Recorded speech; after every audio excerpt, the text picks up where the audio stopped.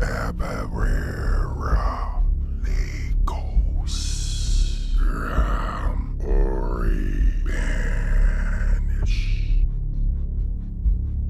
C10 Demonio Dinaja Abarera Legos Ram Ori Banish C10 Demonio Dinaja Abarera Legos Ram Ori Banish C10 Demonio Dinaja Abarera Legos Ram Ori Banish C10 Demonio Dinaja Abarera Legos Ram Ori Banish C10 Demonio Dinaja Abarera Legos Ram Ori Banish C10 Demonio Dinaja Abarera Legos Ram Ori Banish C10 Demonio Dinaja Abarera Legos Ram Ori Banish C10 Demonio Dinaja Abarera Legos Ram Ori Banish C10 Demonio Dinaja Abarera Legos Ram Ori Banish C10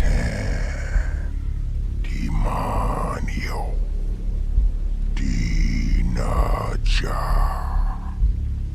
Abarera Legos Ram Ori Banish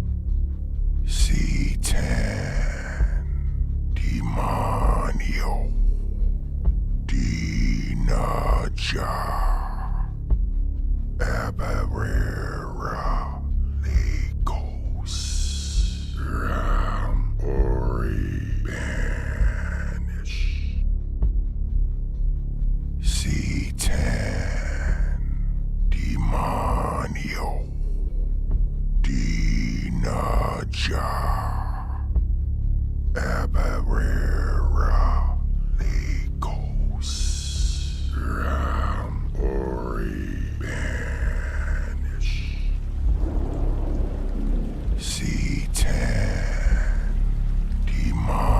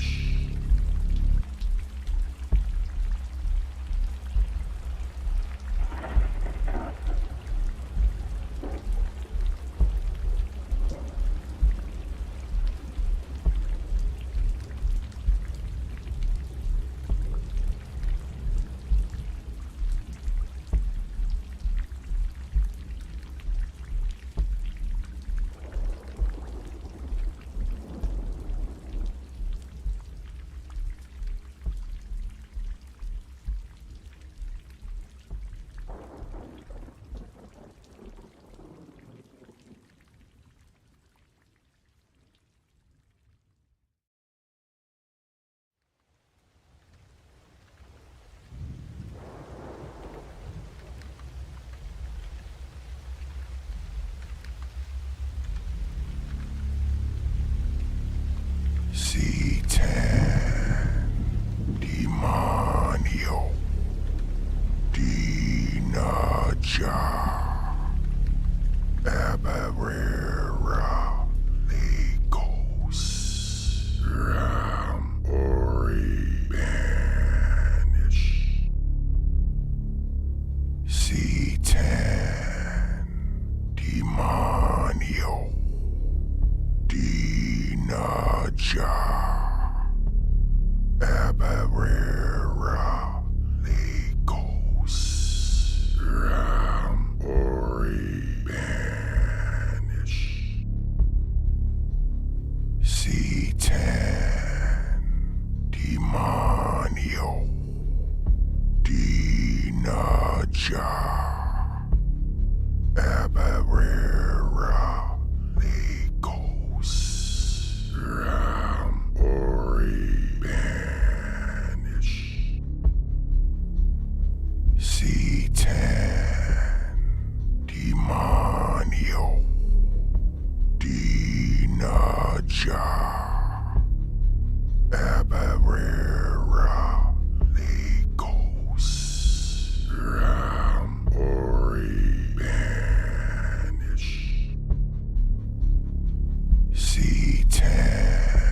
C10 Demonio Dinaja Abarera Legos Ram Ori Banish C10 Demonio Dinaja Abarera Legos Ram Ori Banish C10 Demonio Dinaja Abarera Legos Ram Ori Banish C10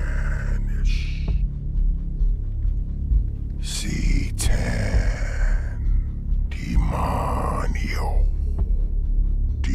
Dinaja Abarera Legos Ram Ori Banish C10 Demonio Dinaja Abarera Legos Ram Ori Banish C10 Demonio Dinaja Abarera Legos Ram Ori Banish C10 Demonio Dinaja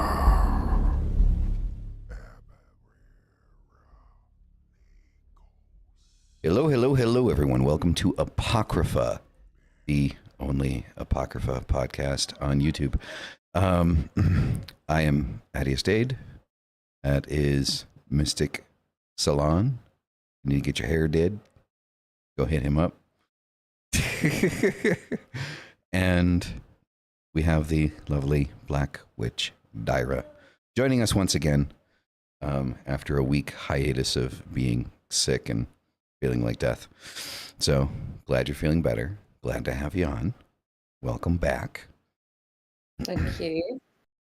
So for those of you that don't know, we are attempting to try to make Dyra a staple on the show.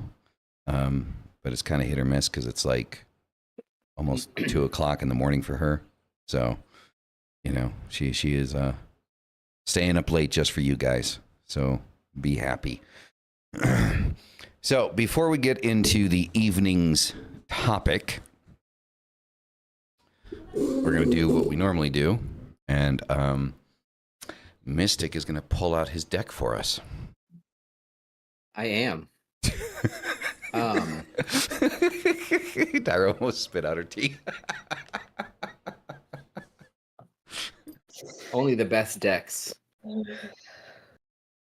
So I'm going to do a different tarot tonight. It actually has 2 pieces to it. I'm only doing 1 piece, and the other one I'm going to keep for another show.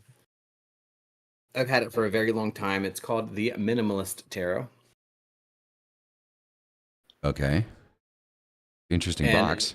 The other part to the Minimalist Tarot, if anybody's interested, is a dice set of obviously dice that represent all of the cards in the Minimalist Tarot. I'm not going to use the dice tonight just because we'll use that for something else, on a different night, because it is a full tarot set. Kind of neat. You roll it out, and the Minimalist, I still have to look in the book, though, because I can't always tell which card it is based on these symbols. So just to give you a couple of examples, the Fool. Dang, you were fucking kidding when you said minimalist. Holy shit. And what's interesting is, it's not great in the beginning. Like when you first see it, it's like, oh, what the hell is this shit? But once you've used them a few times, you start to kind of get an idea of what they're about and how they work. Like the Magician. That's the infinity symbol and a wand, y'all. Yeah, dirty minds. Yeah. So you can see like the symbols. It uses some really noticeable, knowable symbolism to kind of give you the feeling of the card. So this is why I chose it tonight. And let me just show you the back of the card too. It's a great deck. It was one of my Kickstarters that I did. This is the back, reversible. I'm not a big fan of this kind of deck, the minimalism stuff. I like lots of rich imagery, but in gold foil edges, which is also something I enjoy. But just a very, I heard that too. What was that? No idea what that was. A very good, high quality deck. I like it. It's very easy to shuffle. These are short, thick cards. It's a short, thick deck. It's right in your hand just perfectly. Don't need any extra. So we're going to do a quick read. Quick read of our big deck. Our little big deck, I should say. You probably could read the veins and the... Anyway, so we'll stick to the deck. I'm just saying. Get a little bit of cleanse on here. So for those of you that maybe have not been in the show Apocrypha before, when we do a tarot kind of a general reading. If it speaks to you, it speaks to you. Great. If it doesn't, you're a fucking problem, not mine. Just kidding. I'm not mean like that. That's Atius's job. Sometimes. Kind of give you the general, like, what's the energy, what's the things floating around in the air right now, like how are things going over the next couple weeks or so. So we'll get a little bit of information out of that, and that's what we'll read. So let's get this going. Let me cut the deck here because It's already Alright. small and you're cutting it? yeah. Poor fucker.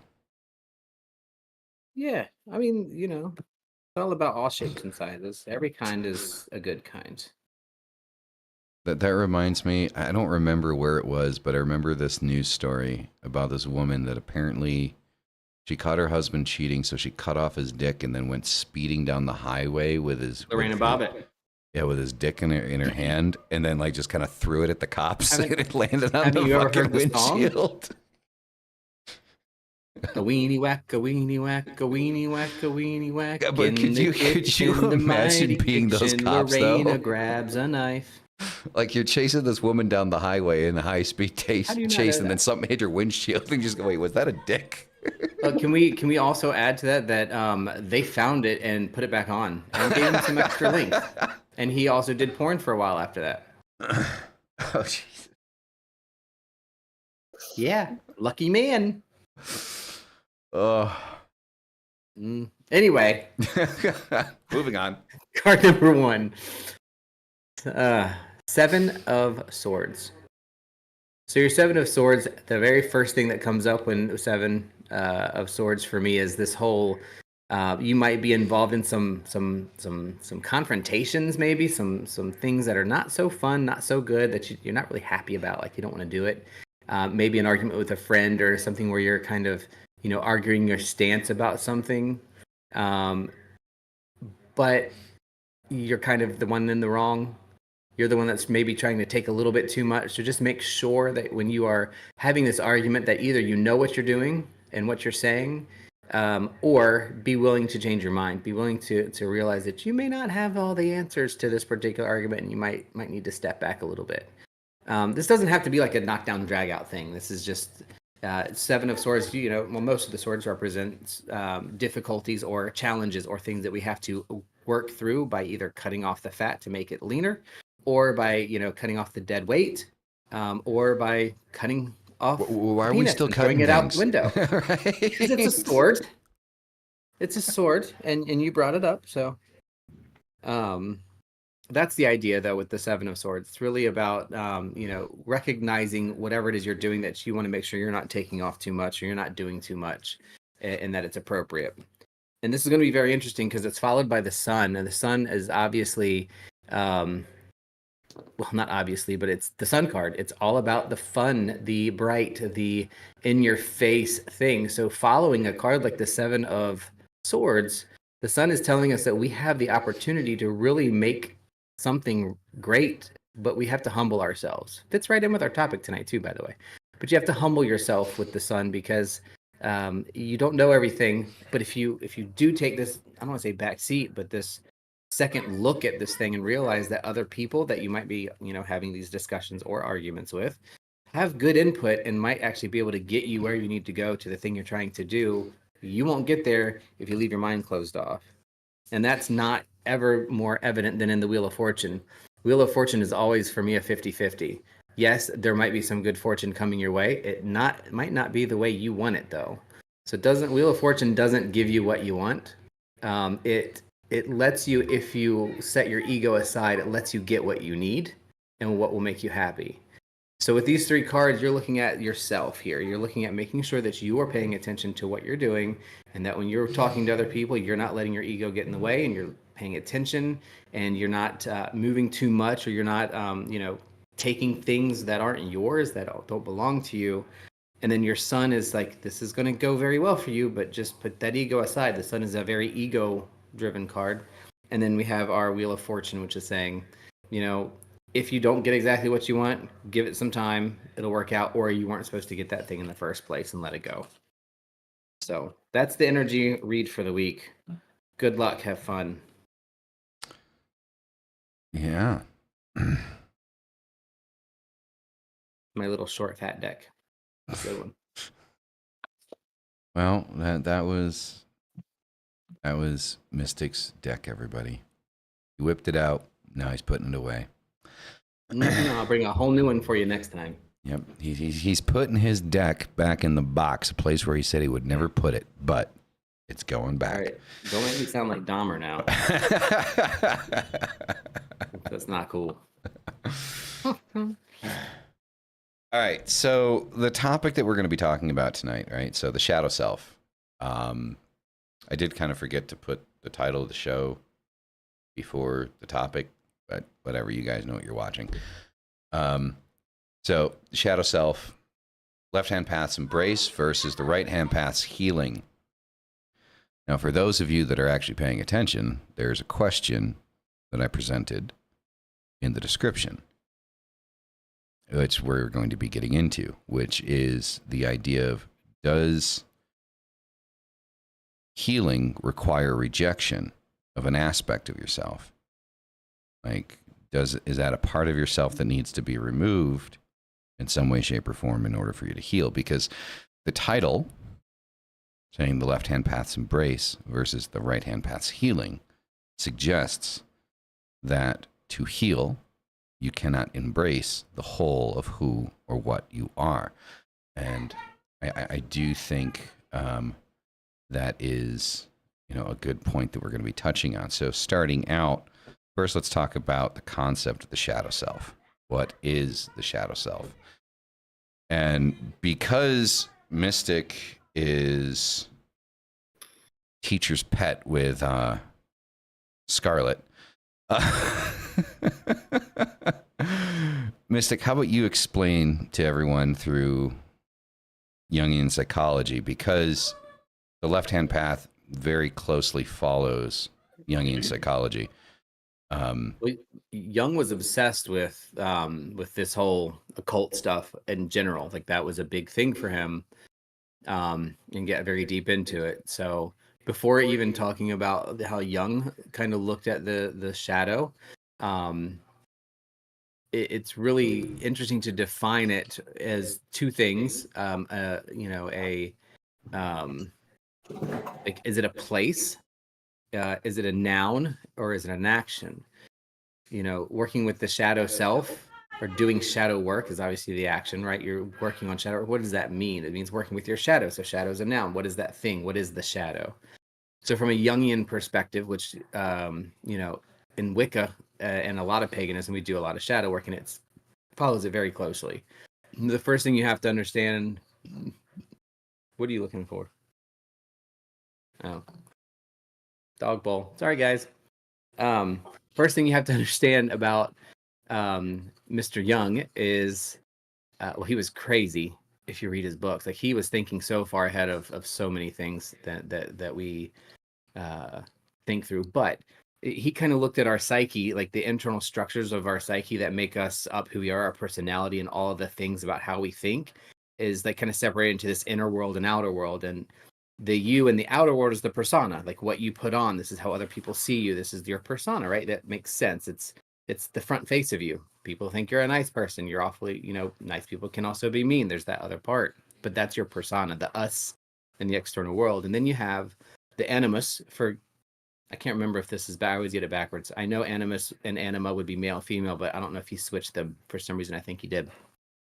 Because your internal, like you of yourself in the internal world is your anima or animus. This is your drive, the things that you need, whether right or wrong, to be able to express yourself as who you are in your psyche.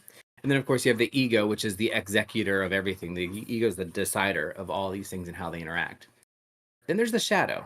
And the shadow, it can kind of comes up as, and there's many, many ways he described the shadow in different ways, but in the base, it's really the part of you that you have repressed, usually in childhood, because somebody told you had to, or because your parents make you had to, and you push them down and you don't ever address them, and they become issues or wounds that keep you from doing things as you grow. And in order to overcome them, you have to address them and work through them. Not reject them, but you have to envelope them into yourself.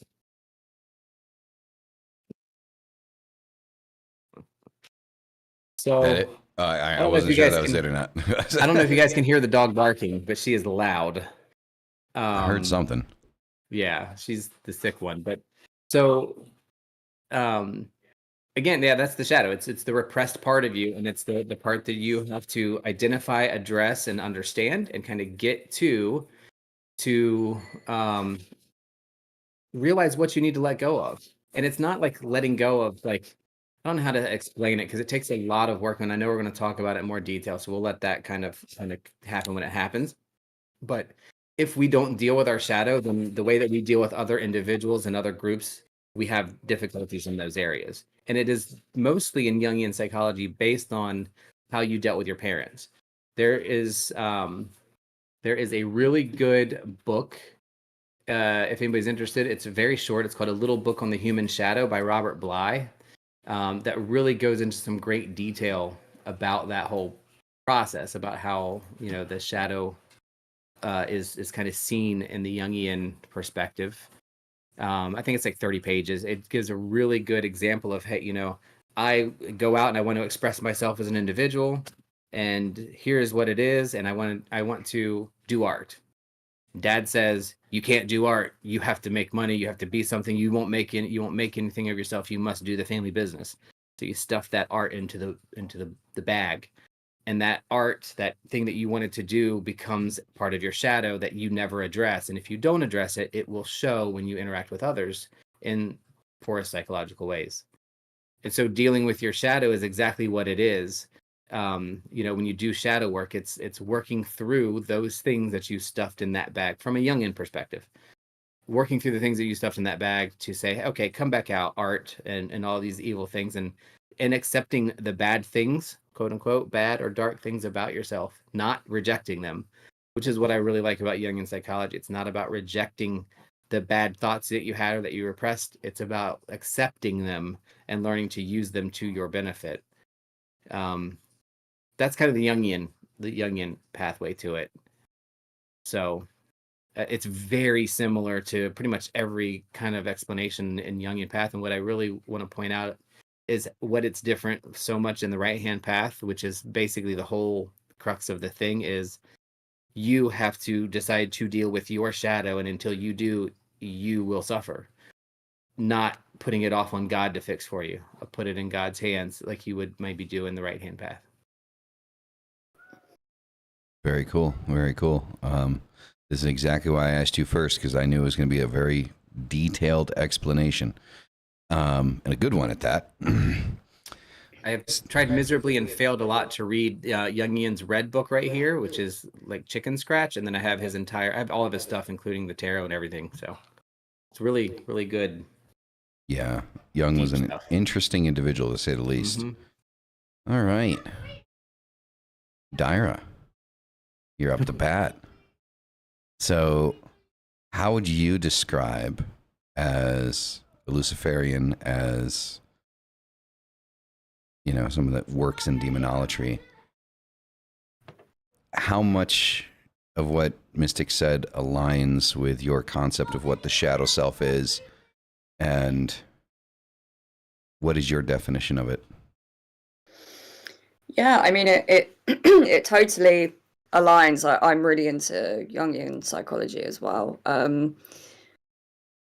I have a therapist that is like a Jungian analyst. So yeah, I love all that stuff. So yeah, no, it definitely aligns really well. I think when people think of the shadow, I perhaps mentally identify parts of themselves that they think are their shadow, but which, you know, might be true to an extent, but the shadow is a lot of the time unconscious and therefore hidden. So the shadow is also the bits that you don't know about yourself, that you're not aware of, which is why if you go to therapy, for example, and you're talking about certain feelings, you might be asked, okay, what's underneath that, and then what's underneath that, and then what's underneath that, and then you kind of get to this point where you don't know anymore, and then I feel like that reveals where your shadow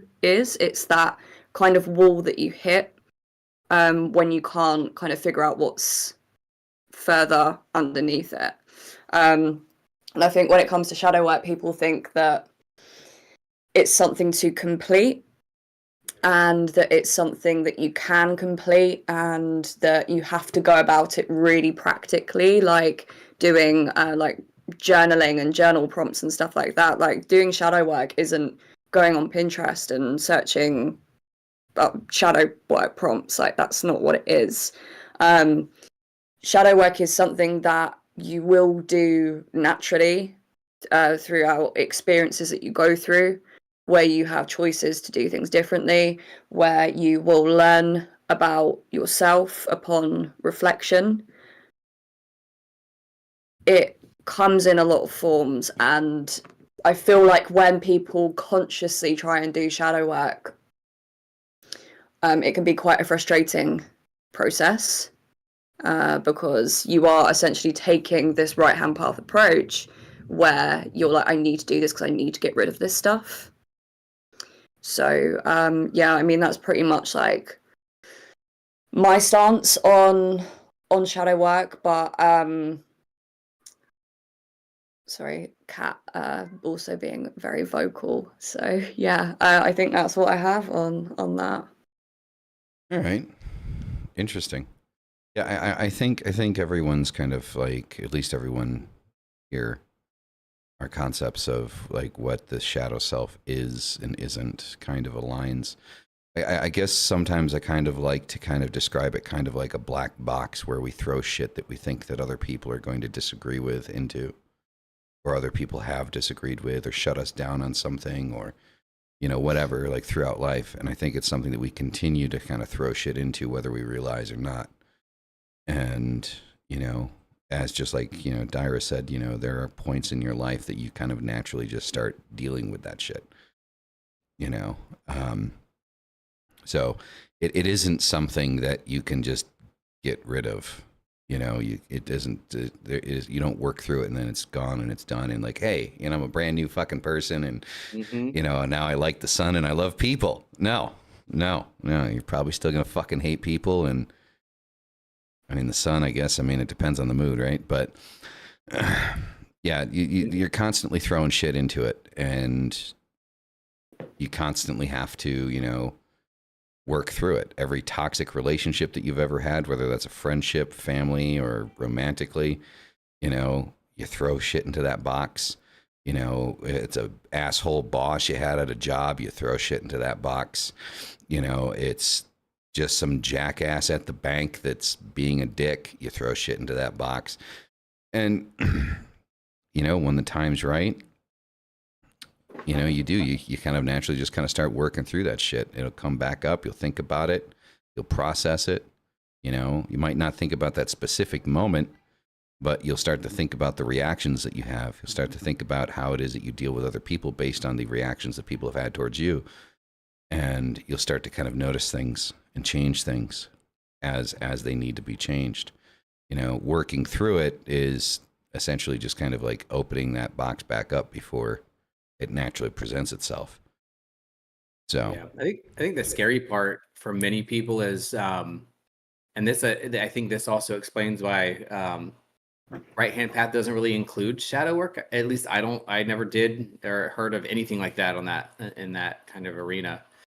Is if you, from a Jungian, um, if your shadow is so closely linked to your ego and your persona, you have to be willing to actually change yourself.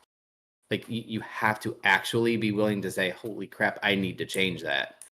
And if you can't, then your shadow work really isn't going to progress much. Now, it's not saying that we don't have difficulty doing it. Of course, it's not the easiest thing in the world, nor should it be, because there's growth to it. But that whole idea that I'm just going to do the prompts like Dyra said, I think that's probably one of the most important things about shadow work is if you get the journal out and you read the prompt and you write your thing in the journal, you got to go back and reread that and ask yourself, what did I mean there? Where did that come from? And just do all of the questions, not just write the sentence out. That's the easy part. That's you know what I mean? That the shadow work isn't that. The shadow work is the wait a minute. Okay, I really did not like what I said there or how I acted there, and this doesn't feel good, but I need to get it out. So I'm going to write it out and I'm going to analyze it. I'm going to look at it. I'm going to work through it, and kind of process all of that information. But I have definitely seen and talked to a lot of people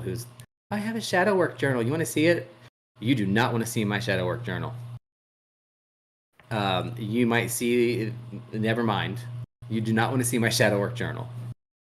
Probably need to burn it. I think there's also something to be said for doing too much shadow work as well. Because I know for me personally, an issue that I've had in my practice is where if I feel like I'm not suffering, then I feel like I'm not doing anything productive. And then that becomes a whole like toxic idea within itself that I always need to be doing some kind of fucking shadow work in order to be feeling productive. And there are times where it's like if you can kind of drive yourself crazy if you're doing too much shadow work, because if you're doing so much analysis of that part of yourself, you can fall into a bit of a kind of like identity crisis. And you've also got to make sure that you're in this kind of safe headspace to manage doing shadow work as well, because you don't want to like have some kind of like gigantic trauma reaction that like sets you back and makes you want to stay in bed for a week. So yeah. Yeah, you got to be willing to realize what you might be pulling out of that bag, right? And sometimes it's probably not a good idea to pull it out in certain circumstances. That's definitely true. Yeah. Indecent exposure ends up with jail time. So, yeah, I think I definitely agree with that. I also think that it's also become somewhat of a buzzword. Yeah, like for sure.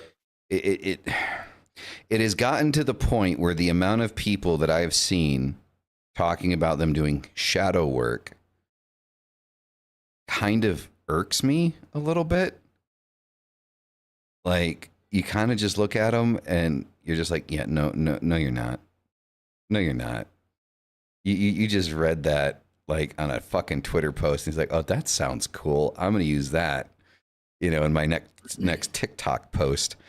And it's just, yeah, it's kind of irritating because like a lot of people you can tell have no idea kind of like the background of like the phrasing, what it actually means to go through it. It's not easy. It's looking at parts of yourself that you don't want to see for one reason or another. You are drudging up shit that, you most likely should have a professional present to deal with. It's just one of those things. It's not purely a spiritual thing. It's not purely a psychological thing. It combines kind of both sides of it. We are spiritual beings by nature. Even, going slightly off topic. I mean, even people that say that they're fucking atheists and they don't believe in anything, have their own rituals and their own level of spirituality. I'm very hard pressed to think of anyone, off the top of my head that truly doesn't believe in anything.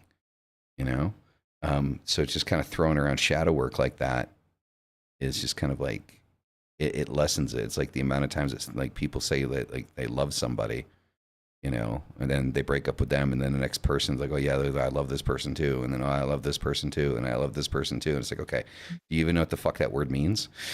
Like, now to compare it to the right hand path, at least my understanding of the right hand path, a lot of what Mystic has said is kind of like pretty on point when it comes to the right hand path. The right hand path, it's not that the right hand path ignores the shadow per se, but they don't glorify it, right? So we as occultists, and specifically people on the left hand path, or as Mystic would say, left hand path adjacent,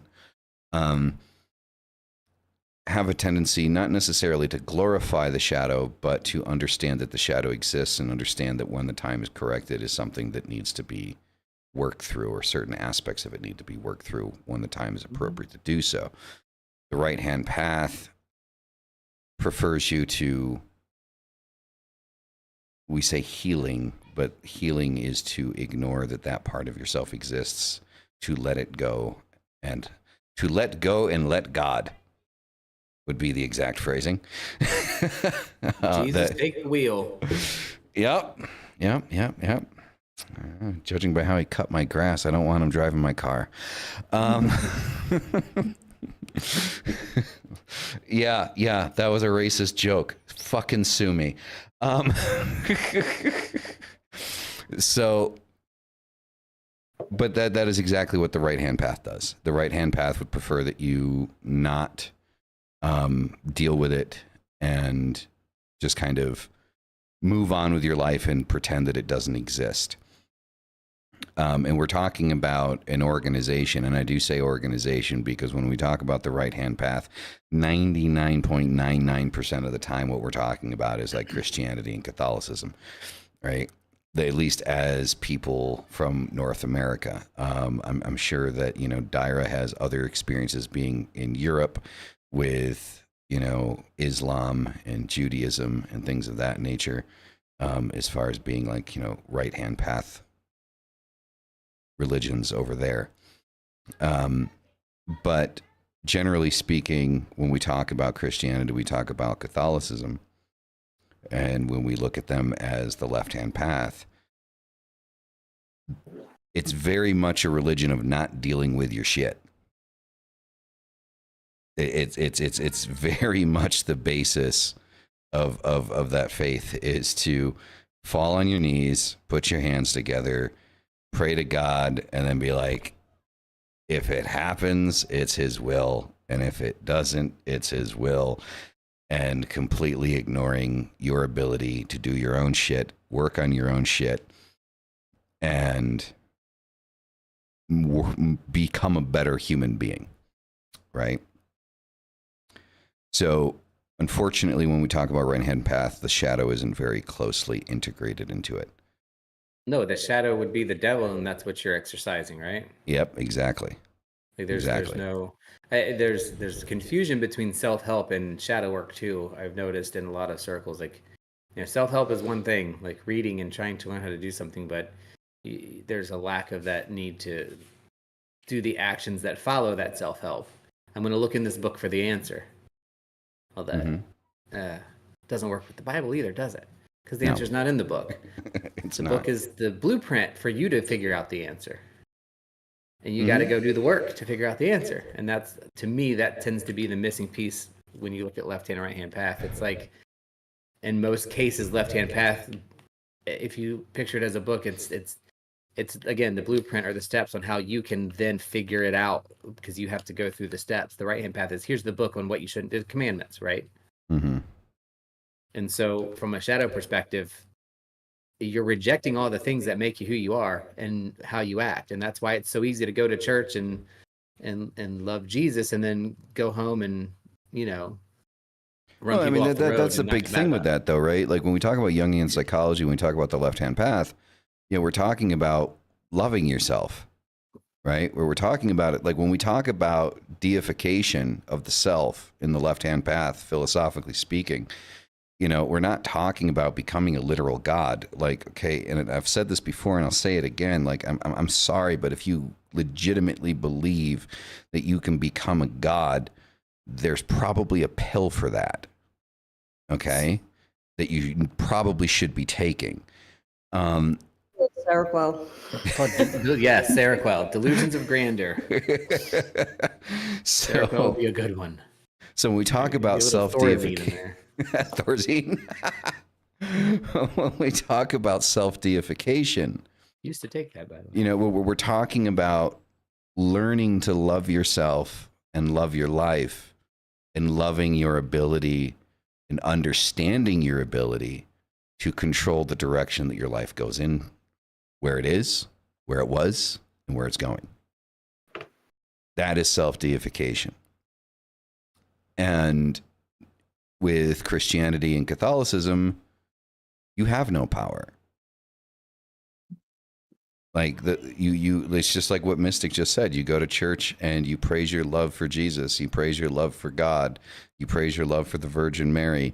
You praise your love towards a book that was written by a bunch of people that supposedly saw this dude walking around, but, you know, apparently he didn't know how to read or write, I guess, because he didn't fucking write anything down himself. You know, it's everyone else's third-party account of what this dude maybe fucking did. You know, I mean, even like the resurrection, they said 500 people saw the resurrection. No, there were not 500 accounts of 500 different people that said that they saw Jesus resurrect. There was one guy that said that he had talked to people that said that there were 500 people that said it. So it's not even like a second-hand account. It's a third-hand account, right? And it's one thing that when it comes to translation of the Bible and things like that, you know, people don't fucking pay attention to. It's a third-hand account. It's one guy writing about one guy that said that he heard that 500 people had saw the resurrection. So, like, you know, that blows that aspect of it out of the water. Well, if God is real, he's on the left-hand path anyway. Say what? If that's real, he's left-hand path anyway? Said if God is real, he is the left-hand path. He is exalting himself. Go ahead. I'm pretty sure There was something that Christ said about like being your own God at some point. I can't remember the exact thing, but it's in there somewhere. But the thing is, right, it's like it's not that there's not shadow work within Christianity. It's that they don't fucking do it. Like it's not that it's not there. It is so explicitly there. Like it's just right. So Catholicism and how much they focus on suffering and the suffering of Christ and the suffering of Mary, but they fall into that thing where it's just like, okay, so I need to suffer in order to like be productive on my path, right? So there's that,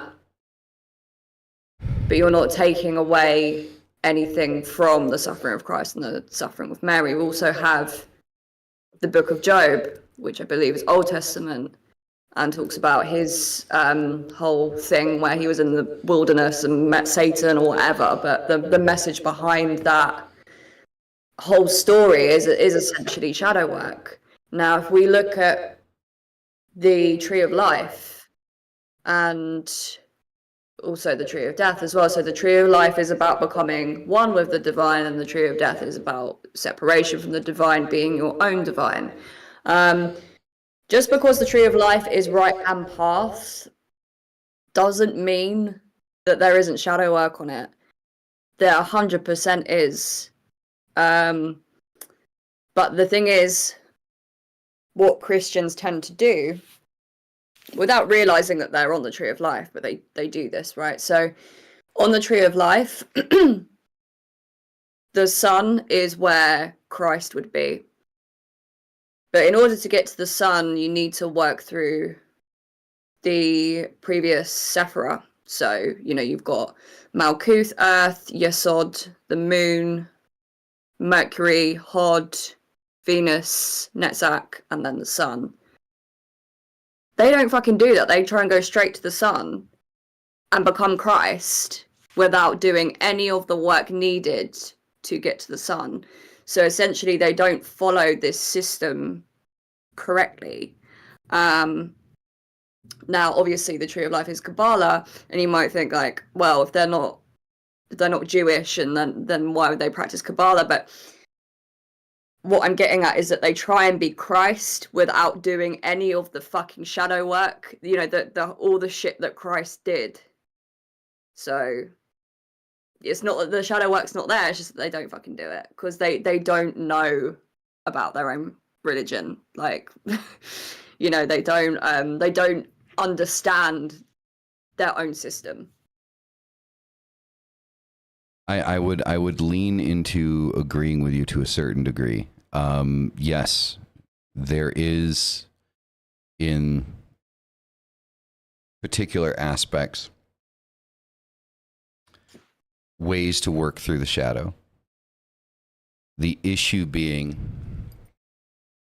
just like you said, because over hundreds of years, these aspects of things have been removed, and believers of this path have been reduced to nothing more than sheep. It's no longer an aspect of it. They themselves have taken it out. You're right, they don't do the work. You're right, they don't know their own religion. You're right, they don't know the basis of where everything came from, or how it was worked through. To add on top of that, they don't care. They firmly believe that they show up at church on Sunday, they do a few song and dance, and that's all they need to do. That's it. That it is God's job to remove that shadow. It is the job of the supreme being to alleviate them of their suffering. That if they allow themselves to suffer, if they allow themselves to exist inside of that suffering, and they allow themselves with that suffering to hand themselves over to God, then God will forgive them, and God will give them the righteous keys to the pearly gates after they're dead and gone. That's all they care about. The standing, westernized Catholic and Christian church don't give a shit about shadow work. They don't give a shit about improving the self. The only thing that they care about is looking good on Sunday. That's it. Which is why things like when you talk about the Kabbalah and things of that nature have become things that are very specific to being an occultist. Because the Christians and the Catholics have rejected it, regardless of it being an aspect or a part of it. If they don't work through it, if they don't look at it, if they don't understand it, and it's not taught to them in the place where they're supposedly supposed to be worshiping, then it's just no longer a part of it. They effectively removed it. So, yes, on the basis, is it there? Does it exist? Yes. But if that is not taught, and if the understanding isn't given to the people that are following that path, then it doesn't. I mean, I don't know if you agree or disagree with that statement. I mean, I think that like people want to be like Christ without doing any of the shit that Christ did. You know, if Christ, like, you know, the stories about Christ and like everything that like he sacrificed and you know, the trials that he went through and all this stuff, like I'm speaking purely from like a Christian perspective, not that, you know, I'm a believer. So you know, whether or not Christ was what he was described, like it's not something that concerns me, but from the stance of Christianity, you know, everything that Christ went through, and it's just like, but none of them are willing to do any of that. You know, Christ, like, as much as they want to think Christ was perfect and all of this, no, Christ got a fucking bollocking from an angel for trying to curse someone. Like, you know, he was learning on the fucking job.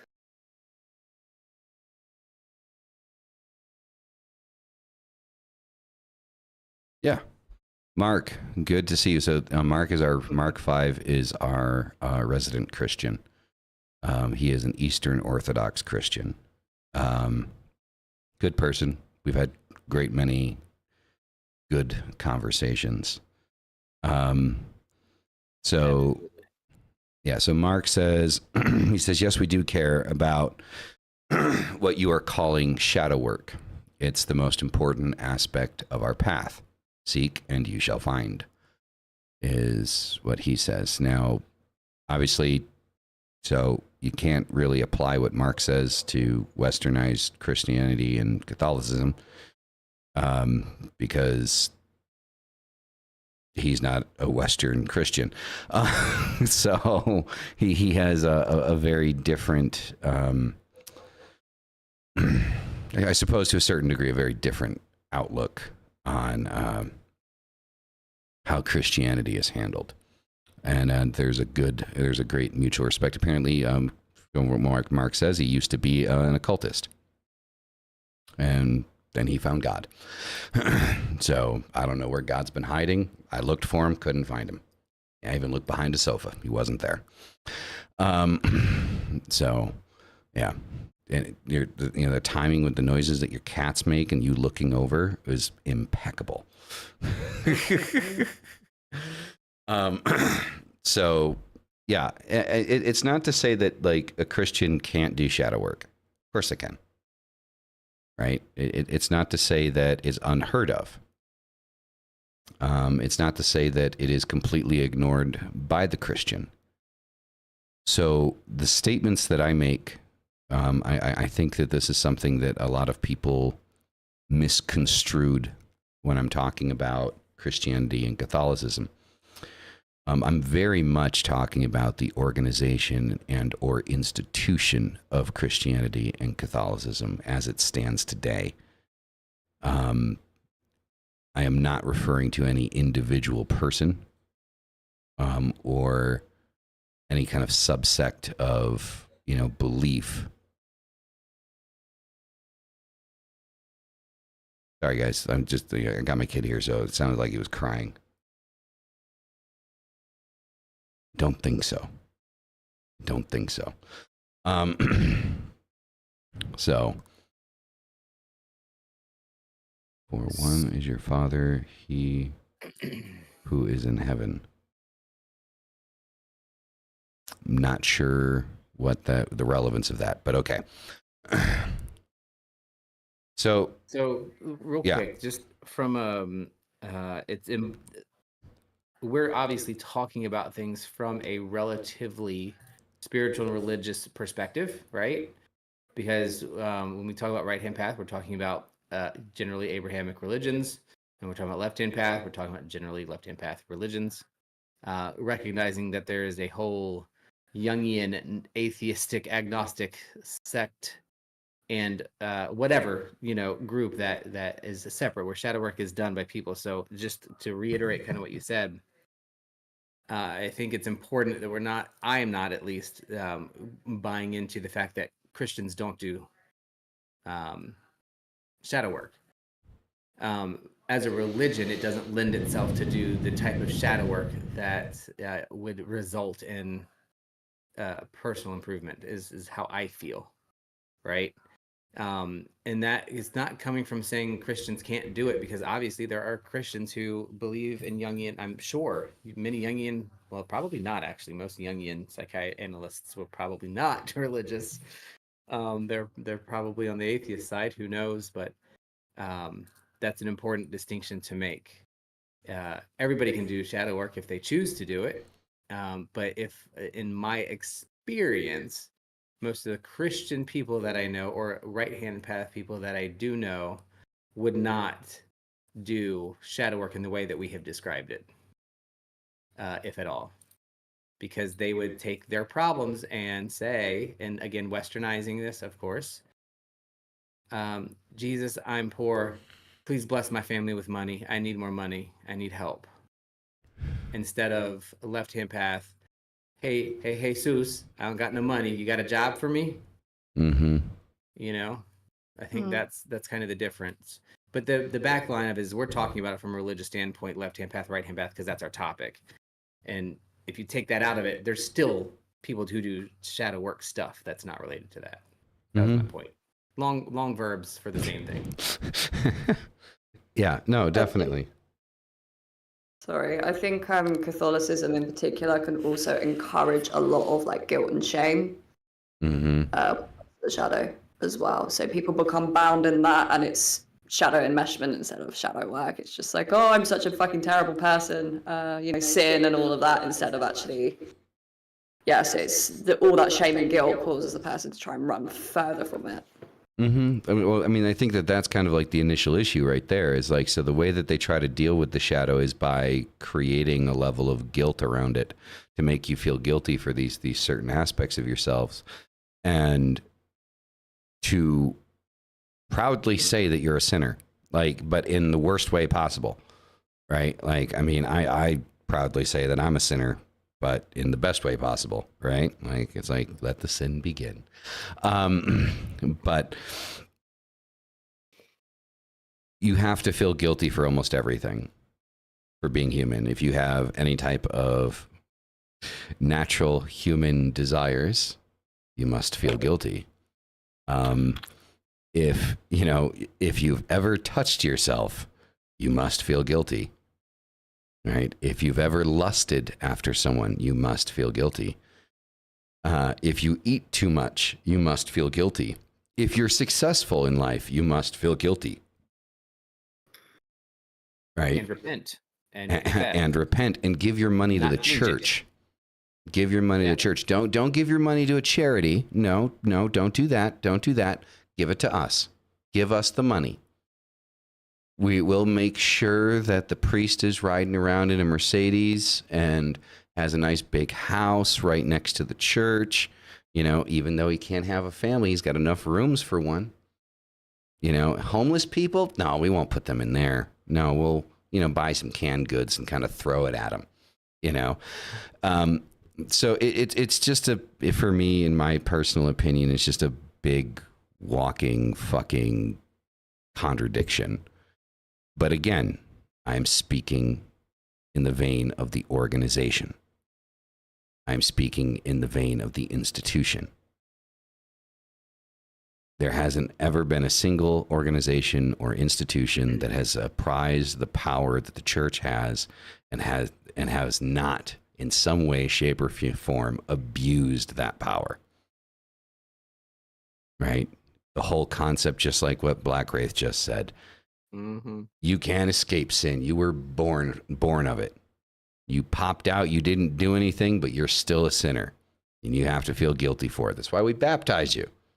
We half drown you in water, you know, so that way God will accept you. Because, you know, according to the Catholics, if you're not baptized, then, well, you're going to go to hell, right? And that's how they scared people into fucking having their kids baptized and indoctrinated into the church, right? Is that, well, you must have your child baptized or your child will go to hell. Regardless of how good of a life they live, they will burn and suffer in torture and pain for the rest of eternity, forever and ever, because you didn't attempt to drown them. Oh, not So- a cookie. I mean, but the thing is you can't tell me I'm wrong, though. You're wrong. I mean, okay, you can say that, but that makes you wrong. I mean, I don't agree with that. I was just saying it because you said don't. Yeah. Okay. Yeah. Now, I think to close this out, I think the most appropriate way to close this out is for each of us to kind of give maybe one technique that people can use to try to help them in the process of, like, if they want to do some shadow work or if they find themselves in a situation where they might find it necessary. So, Daira, how about you kick that one off? Well, I don't want to kick it off. Can someone else kick it off? You know, there's only 3 of us, right? Yeah, 2 other options. All right, fine, Mystic, you take it.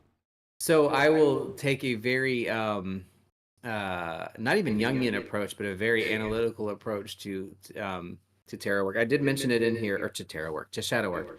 I did mention, just so I don't forget it, there is a book. I thought it was out of print, so maybe it looks like somebody found it, but it's called Tarot Shadow Work by Christine Jete. It's really, really good.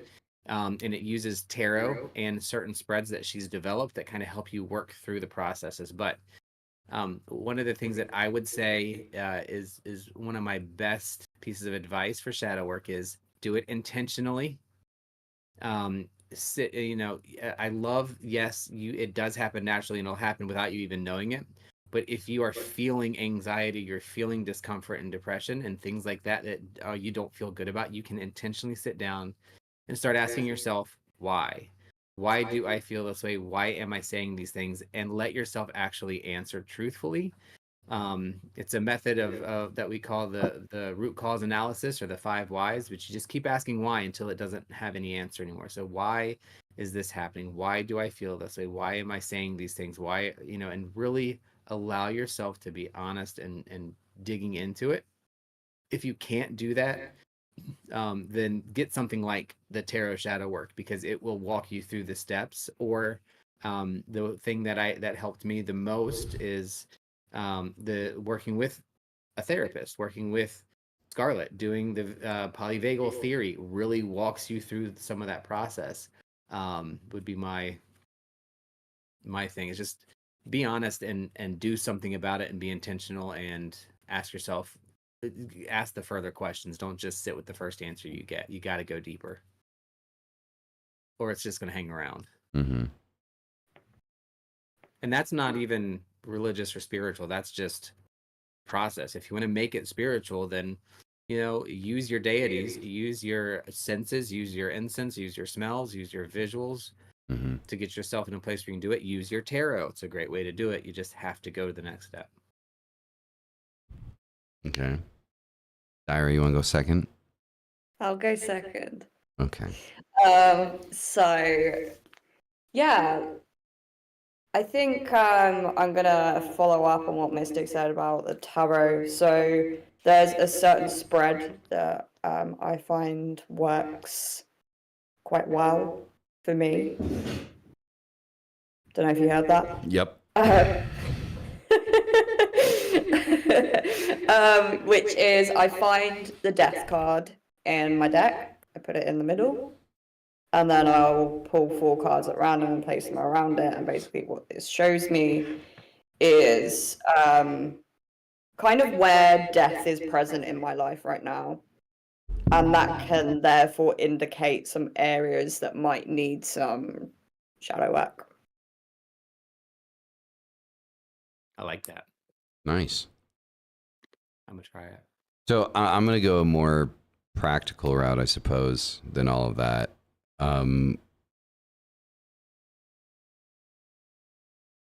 going to sound really stupid, but what I do is either on a piece of paper or on my phone, I will think about, let's say if we do like a daily thing, what behaviors have I presented today that I wouldn't like in another person? Right? Or it may be weekly. Like you can do it weekly or monthly. Monthly, it's kind of hard to remember everything you fucking did in a month. I mean, I can barely remember what the fuck I ate for breakfast. So, actually, I didn't eat breakfast. But anyway, I digress. So, come up with like 5 things that if somebody else were to do this, it would irritate me, it would bother me. Then why did I do this? Was there a justifiable reason? If there wasn't a justifiable reason, then I try to dig into it a little bit more. Where did this come from? Where did this reaction come from? Right? And you build on that every week, every day, or every time that you remember to do it. And you go back to those behaviors and say, have I presented any of these behaviors recently? Have I done any of these things? Have I said any of these things? Sometimes it's going to be yes. Sometimes it's going to be no. And you kind of begin to kind of build a list of things that you can continually go back to and try to work on to just be a better version of yourself. And another thing that this lends itself to is like your emotional state in the moment. Were you anxious when this happened? Were you angry when this happened? Were you depressed when this happened? Right? Which one of these things applies to when this particular thing was happening? Right? Why were you angry? Why were you sad? Why were you anxious? Right? And it helps. Is it a perfect system? Fuck no. But it helps. And as I say with everything, each thing that we've mentioned to work on this may not specifically work for you. But you can take what you've gathered here and you can create something that will work for you. And this is the one thing to never, ever, ever forget, is that you are the architect of your life. And you will always be the architect of your life. And you can create anything so long as you believe in yourself to do so. And with that, as always, hail thy fucking self. We'll see you in the next one. Peace the fuck out. Deuces.